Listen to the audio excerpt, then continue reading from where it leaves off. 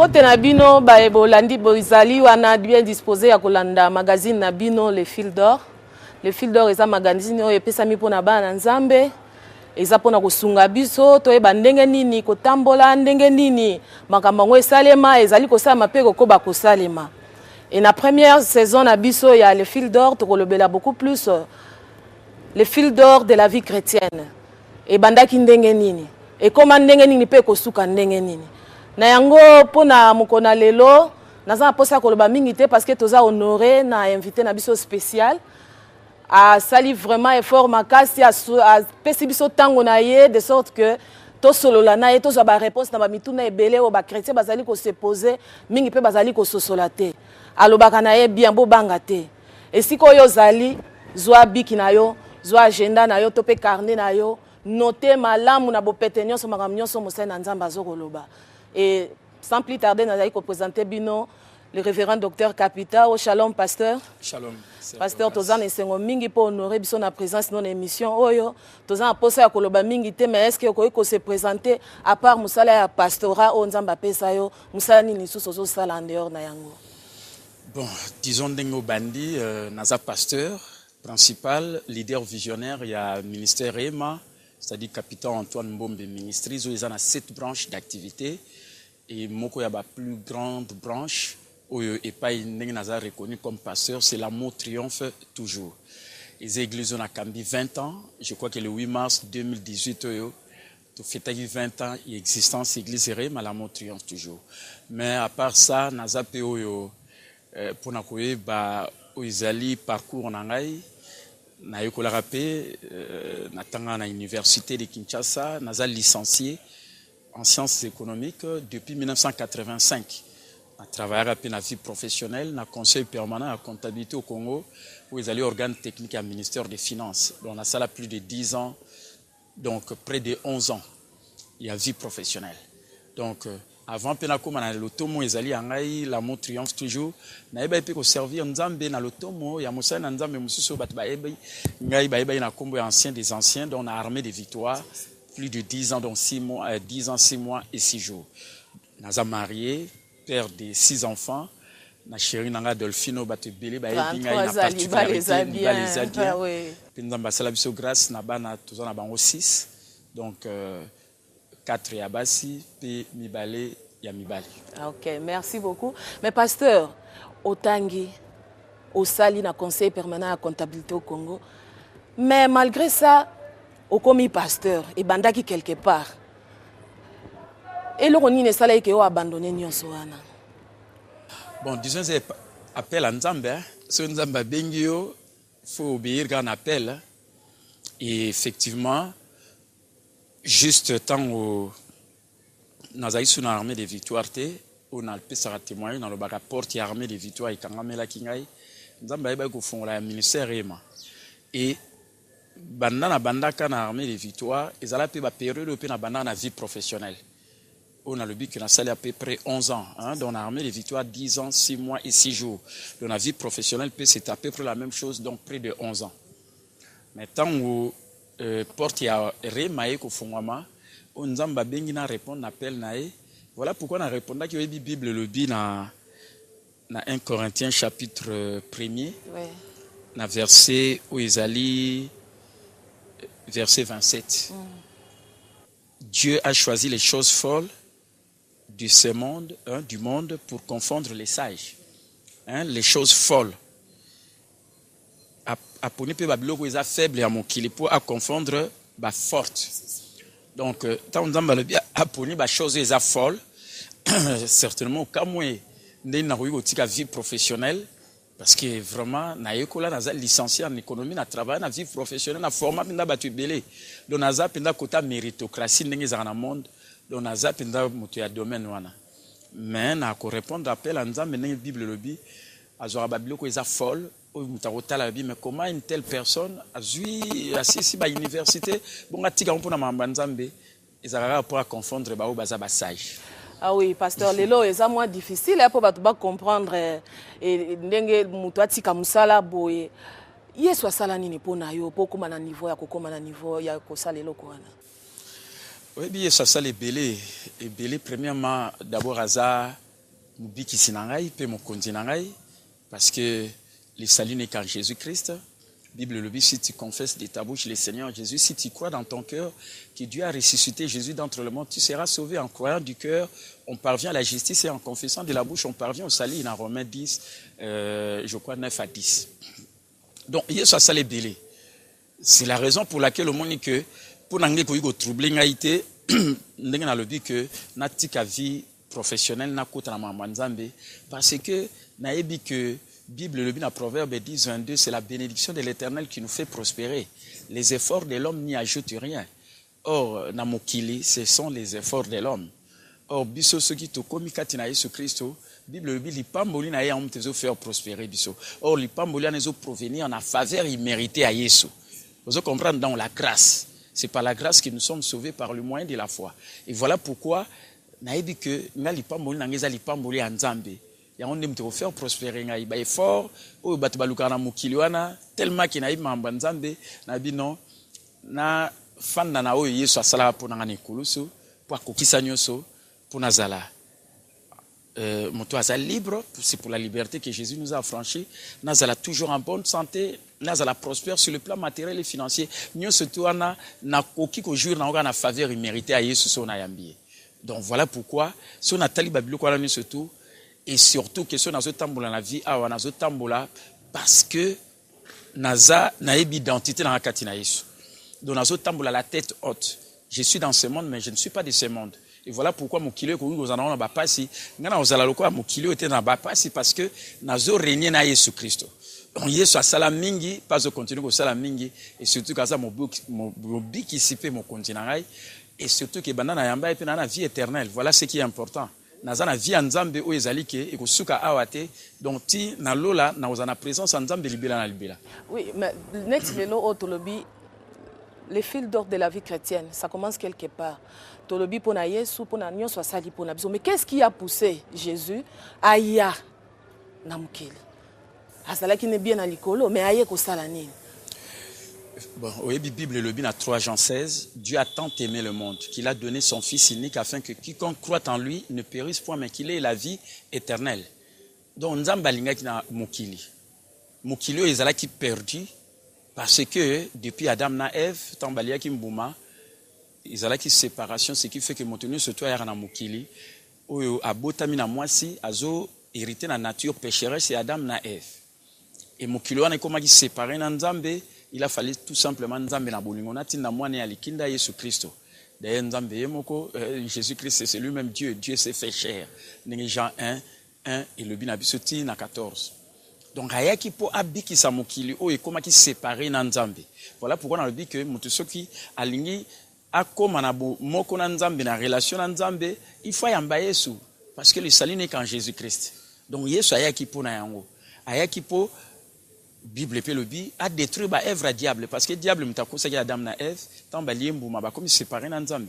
Alors il a fallu siko Yesu aya une prophétie à Genèse 3:15 le baki, c'est-à-dire que la postérité de la femme écrasera la tête du serpent. Postérité à femme on ezande Yesu tangwaya qui a écrasé pe moto ezali à Satan dans la Bible il a dépouillé les dominations, les autorités, les a livrés publiquement en spectacle en triomphant d'elle par la croix et sa victoire c'est notre victoire. Donc ayaki po mokilezaki séparé na Nzambe donc tokoki ko se réconcilier na Nzambe ka soki to yambi Yesu lokola mokonzi pe mobiki. Vraiment tokoki ko biki sa makara sote wabi Yesu lokola mokonzi pe mobiki sina biso. Mais en réalité ayaki pona banani.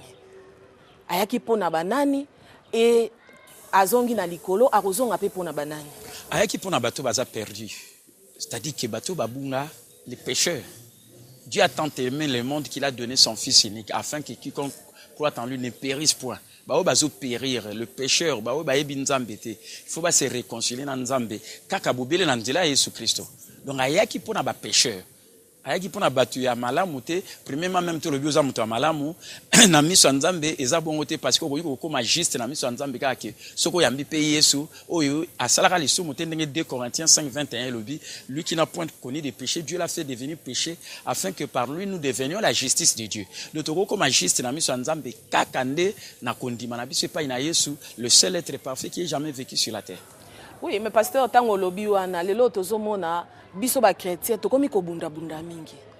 tokomi comme toyambi na biso Yesu tokokota na biso pe lola mais tozobunda miki tozobunda pona promotion tozobunda pona libala tozobunda pona qu'est-ce que Jésus a fait pour nous Yesu asali pona biso nini automatiquement tango moto yambi Yesu lokola kolo pe mobikisi eloko nini azui sur les champs il y a un moni na lobi bien pour to comme d'abord en règle na Nzambe donc to comme juste Isaac na Jésus Christ le seul être parfait parce que Bible lui qui n'a point connu de péché Dieu l'a fait devenir péché afin que par lui, Jésus, nous devenions la justice de Dieu. Vous comprenez? Donc, mutumo akoyiko comme juste na miso nzambe te na ba mérite na ba makasi na ye na ba œuvre ne. Il faut randa yamba Yesu oyo asalaka lisumu te nzambe akomisie lisumu po biso to comme juste na miso nzambe. Donc voilà pourquoi il faut mutuka yamba Yesu mutumu te na lobi bien Jésus-Christ. Kakaye, le seul être parfait. Or, soto comme juste na miso nzambe. Premièrement déjà, ils ont identité na biso toyebi kati na Yesu. Toyebi que na komi juste te na ba effort na ngai na ba œuvre na ngai na bulamu na ngai okoza no muta malamu na mokili. Oyebi ngana za opesa ba témoignage na peta msuyo yebi que mwana malamu atambolaka bien ainsi de suite. Mais na miso nzambe so tamso na kufi na okenali felo parce que na yambaki Yesu te. Quel que soit ki mwana malamu na ngai. Donc pour na zala juste na miso nzambe il faut na yamba Yesu. Donc voilà eloko liboso o ezali important. Et ce qui toyambi Yesu Kristo na ikulu saganga ki tout est accompli. Nyo se kokisami. Donc lingo lobanini, c'est-à-dire que na masumu na biso. Ezala lelo ya lobi ya présent o eza futur azwa kango à cause ya makila na ye o yeba ko purifier biso de tout mal. Pona o ya asalaki ne kulusu pona biso asikola biso na o nyo se ezali ya diable. Parce que le diable qui peut détruire, dans la Bible, dans Jean 10, le voleur ne vient que pour dérober, égorger, détruire. Mais Jésus est venu nous donner la vie en abondance. Donc, Jésus t'a envoyé, et il dit que le diable a dominé sur terre, mais le diable a su influence, c'est pas une arrêté. Parce que Jésus a longa Satan. Il a dépouillé les dominations, les autorités, les a livrés publiquement en spectacle, en triomphant d'elle par la croix. Donc, Jésus a Toyamba, tout ça, salut, Nanzela, na lobiko. 2, délivrance na biso c'est salama pepa inaye parce que Bible le bien à Colossiens 1 je crois 12 rendez grâce au Père qui nous a rendu capable d'avoir part à l'héritage des saints dans la lumière et qui nous a délivrés de l'autorité satanique et nous a transportés dans le royaume de son fils bien-aimé en qui nous avons la rédemption les pardons des péchés. Donc tous a déjà délivré soto yambi Yesu. Donc na olukate ba délivrer ngai. Donc naza déjà libre katina Yesu. Tous a déjà bateau tous a guéri. Na ma pipi na Yesu tobi qui s'amène Ésaïe 53 et le bin abisso na 4 et 5 ce sont nos maladies que Jésus a portées c'est de nos douleurs qui s'est chargé et par ce meurtrissure nous avons été guéris 1 Pierre 2 24 le bien lui qui a porté nos péchés en son corps sur les bois afin que mort au péché nous vivions pour la justice lui par le meurtrissure duquel nous avons été guéris. Donc et si tobi qui sama parce que Yesu a gangara tout est accompli. Et si to comment bateau tout ça prospère to vivre sous na pauvreté parce que Jésus ba le bien à Galates 3 19 Christ nous a racheté de la malédiction de la loi. Donc malédiction il y a loi ezali d'abord la mort éternelle c'est-à-dire que moto tant musu ayi na mokili ndenge azolanda biso so ina na yambi Yesu Christ te déjà ça séparé na Nzambe mais ce qu'on soit ami ko kufa à vivre o eza mort éternelle séparé de Dieu éternellement mais Yesu ayi ko sikola biso na malédiction na ayi ko sikola biso na maladie. Aïe aussi que la mission a la pauvreté. Des riches qu'il était, il s'est fait pauvre afin que par sa pauvreté nous soyons enrichis dans les 2 Corinthiens 8, 9 et lobby. Donc, tala babilo qu'on a surtout. O ezali na plan en rédemption en Zambie. O ezali ba droit na ba privilège na biso, o Yesu asala po na biso. Donc, nenaza awa, ceux qui maladie ça n'était si mana obo yango. Na le bina ko yiko ndima ote parce que Yesu ça même on est kulu sunga na ko même on souté aganga tout est accompli. Voilà pourquoi on a so na lobby on a croix na croix on a lobby ya on a na bonne santé bino mo boyebi na rema na sali 20 ans à diriger bino pasteur Abela qui boyo ka on ko. C'est vrai pasteur. Au lobby eloko moko ano sali 20 ans na ministère. Tant tu observé ministère na on te remarqué que au changer te na lolenge no ya koloba ya ba conviction na yo. Et Nathalie na Bible dans Jean 8 je crois 26 Jésus azali ko solana bato bazali ko tuka ya lobi na yebi bino na yebi eloko ni nezo tungisa donc Jésus savait ce qu'il faisait oyo ezaki même na makanisi na bango ayeba kiango mais azaki ko se préoccuper kaka koloba oyo ezalaki ya Nzambe oyo ayeba ki Nzambe atindi et to remarquer ngo pe na 20 ans ministère na yo oloba kaka oyo Nzambe ata difficulté ata adversité secret no ezani mais ça justement oyeba identité no katina Yesu. Point de départ oyebire matanga ibanda na pesa verset oyo ibanda na ndako ngana chérie na Adolphine na bana 5 6e à robota matin ministère et salami 3 ans après. Mais bana na ndako na passage biblique nini na pesa bino en Romains chapitre 3 verset 22. Justice de Dieu par la foi en Jésus-Christ pour ceux qui croient. Vous comprenez? Donc nazo comme juste na miso nzambe na kondima nga epai na Yesu. Oyebi soko comme juste na miso na nzambe na ba mérite noté mena o Yesu asala pour na biso nikulusu. Le fait à kokoma juste na miso nzambe eza audace momba mutako yiko zanango aloba lokwa na za juste na miso nzambe na droit vie na ngeza la bien. Donc na oluka kutu te ne batu baluka ba jeune ba nini te. Le fait que na yebi que eza droit na ngai parce que même Bible obi chercher premièrement le royaume de Dieu et sa justice. Or royaume de Dieu va définir en nini balobi le royaume de Dieu n'est pas dans le manger, dans le boire et le vêtir, mais royaume nzambe eza na justice, babanya on a justice, na paix et puis na joie oyo et puis ça mi na Saint-Esprit. Donc balobi royaume nzambe eza na babanya on a justice. Après tant ba yo ozwasiko Matthieu 6:33 ba yo ba chercher premièrement le royaume de Dieu et sa justice. Or royaume de Dieu déjà lobi justice et puis balobi et sa justice. Donc le fait baza ko insister na justice na ba répétant même 2 fois na Matthieu 6:33 wana. Donc il dit que le baba tu belé ba yebarate ke baza juste na miso na nzambe et que so comme juste comme ya on a ba mérite noté na ba effort na yote oza na droit vie na yeza la bien. Donc il dit que le bate même ta crise économique eza na mokili yo le bon non azo vivre na rythme mokili. Non, nous sommes dans ce monde, nous ne sommes pas de ce monde. Donc so na lobi na za juste na droit vie na yeza la bien na ko souffrir te na ba crise ezo na mokili. Oko vivre oyo yo za ko loba parce que justice na yo le corps croire nango. Pour comme en réalité il faut le baron parce que la foi agit en parlant. C'est par la grâce que vous êtes sauvés, na mérite, na bisoté, mais faveur imméritée à Yesu et par le moyen de la foi. Et la foi et c'est démontré en Aroloba. Donc si on a comme le banaza juste na mission nzambe, les fêtes na zoloba. Il y a un azoloba qui n'a banda carrément na version wana, t'as la 20 ans, n'a changé message té, car il y a un azotea, na ministère où ezali ya kondima et kondima où ezako basé mingi na justice na ngai o na zana okati na Yesu. Donc même ta yo zo pointenga lo boko zo lo boyo za bo na banaza o yo zo lo bati na zali o nzamba lo bina nazali. Oui, pasteur. Ndeko moko na ebisi ki na lobnde na landaka yo na ebisi alobi nga nous sommes de pauvres nga bino moi je suis riche. Atali nga bi mais tu dis que oza ozolo ba que oza riche wa epi mutu koza nango. Et comme moi passe ba na nzambe basala ba déclaration on a pose tout le temps le même ba na nzambe misusu pe bazomona ke soit eza orgueil soit eza lokuta mais tango mutu azotatola o ya zondima résultat nango finalement ezani et là on est battu belé ba éviter on moni ba souffrir bazolo ba o ndenge mokili ezali on bazo vivre ka o ya mokili na te bino mate ya moko ya je suis o ya qu'après je suis ya ngona ndem te retrouver. Et tant que je suis fauché parce que nana mbongo te et là on est Holanda yo car les fêtes ya kozanga mbongo te Holanda yo mais sur le but je suis béni tant que béni bénédiction tu vas retrouver même ta bénédiction on a comme réalité dans vie na yote mais les fêtes aux ce que nous disons c'est ce qui s'accomplit parce que c'est toute une loi spirituelle. Bible lobby dans Marc 11:23 si quelqu'un dit à cette montagne ôte-toi de là jette-toi dans la mer s'il ne doute point en son cœur mais croit que ce qu'il dit arrive il aura ce qu'il dit à cause wa azoloba ngai naza témoignage vivant ya ona loba vous êtes témoin na rema na 20 ans awa na ba ina bino que na 20 ans naza pasteur na servir nzambe na sali ba sacrifice ba responsabilité mais naza pe na ba droit ya ba privilège na ngai alors privilège na ba ki bon boso mela mutuka parce que mutuko na daso o na dara ngo ezaka yanga mona somba na vie mais 20 ans quand même pasteur on a pe bandimi il faut ba pambolama so ba honorer ministère à pasteur pe pasteur. Na webo so mela mutu kana lobi le 8 mars na uzaka na besoin na simba clé na. Est-ce que na simba yonte le 8 mars? O simba ki yango papa. Simba ki yango ezako loba o na lobaki. Parce que okoki kondima no makambo. Okoki ko kanisa no pe makambo. O mona ko ma réalité na vie na yote parce que ozolobati. Et loko sala ki e ko ma réalité ezako loba. Parce que même Nzambe toute la création. Dieu créa les cieux et la terre.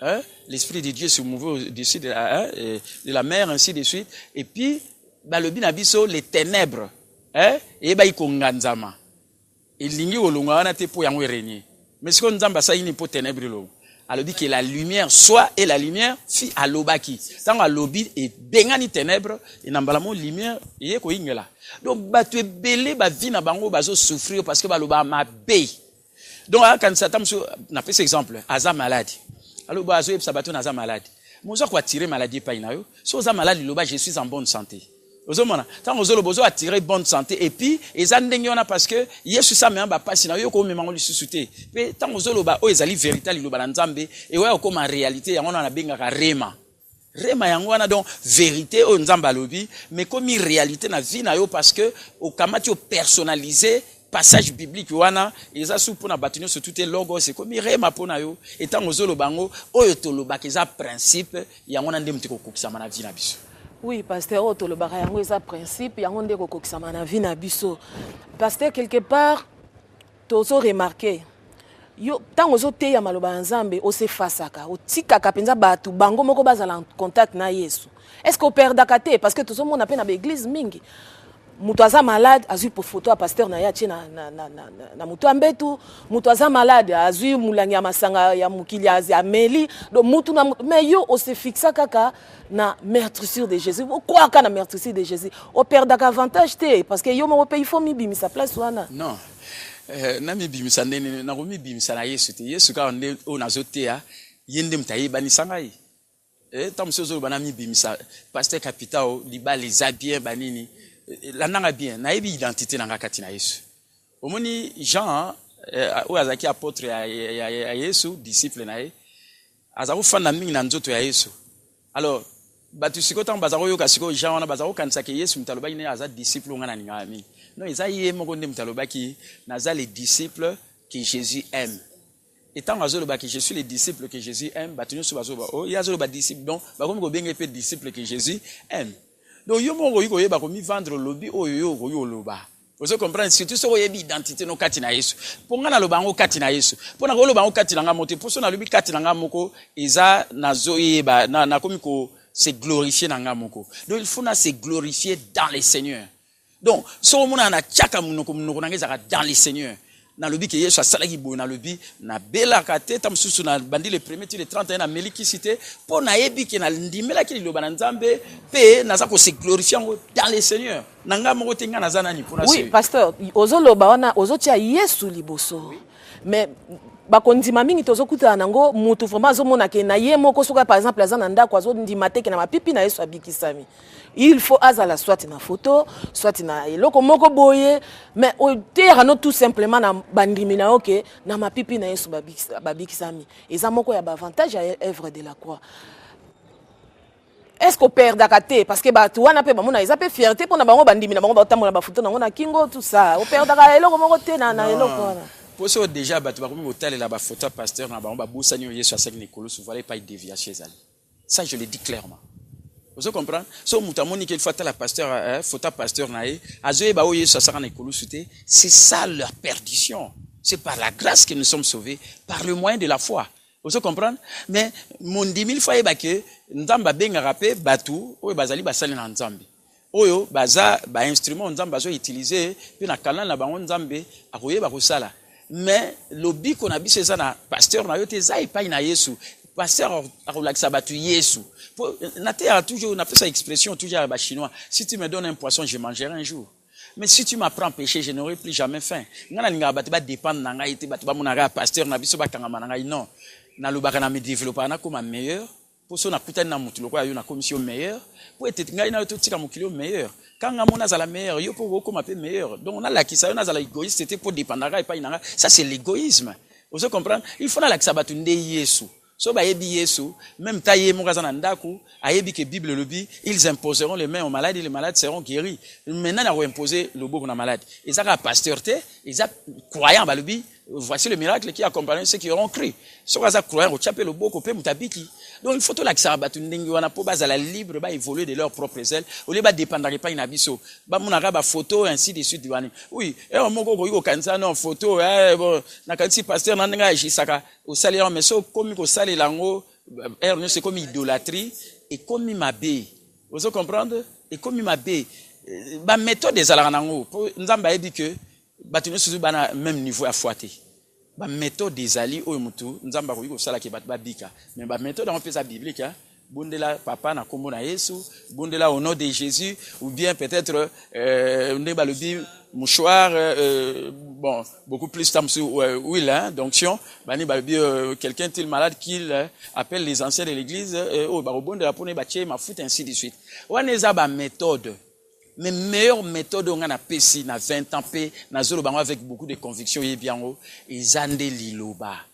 Ndenge lobi na Ésaïe 53, 3, 5, ce sont nos maladies que Jésus a portées. Ou lobi na Matthieu 8, 17, il a pris nos infirmités. Ou lobi na 1 Pierre 2, 24, que par le maître ici, na ma pipi na Yesu tobi kisama. Ce qui te zone limango, au saga prière à Moukousse, à Psaume 119, verset 25, lobi, Seigneur, rends-moi la vie selon ta parole. Parce que la parole de Dieu est ointe à jamais. Na onction disparaître, mais il y a liloba nzambe et disparaître et za ointe il y a libela na libela. Donc batiso bana liloba nzamba comme ça bonka bomoyi kolanda liloba. Oui, na moni technique à sali biso signe, mais pasteur osali allusion moko na Colossiens 1:13. Apôtre Paul alobi rendez grâce au Père qui vous a rendu capable d'avoir part à l'héritage des saints dans la lumière. Et si on base ya lioba ya verset wana na mona osala rappel allusion na ngoming. Est-ce que toko lobaka ke tang mutayambi Yesu lokola mo konzipe mo bikisi na ye olobi akomi juste akomi héritier ya Nzambe ba nyonso Yesu kufaki pona ngo ekomi ya ye. Est-ce que vi na ye tikalika ya action de grâce? Est-ce que vi na ye tikalika ya action de grâce rendre grâce pas na Nzambe pona ba maîtriser pour la pauvreté à Yesu tout ça? Non, rendre action de grâce c'est important. Faut tout ça là on surtout et ça reconnaissance. Toujours reconnaître bolamu nzamba sali pa inabiso parce que ce te rendre sur grâce te comme ba ingrat. Oh gratitude est très très importante.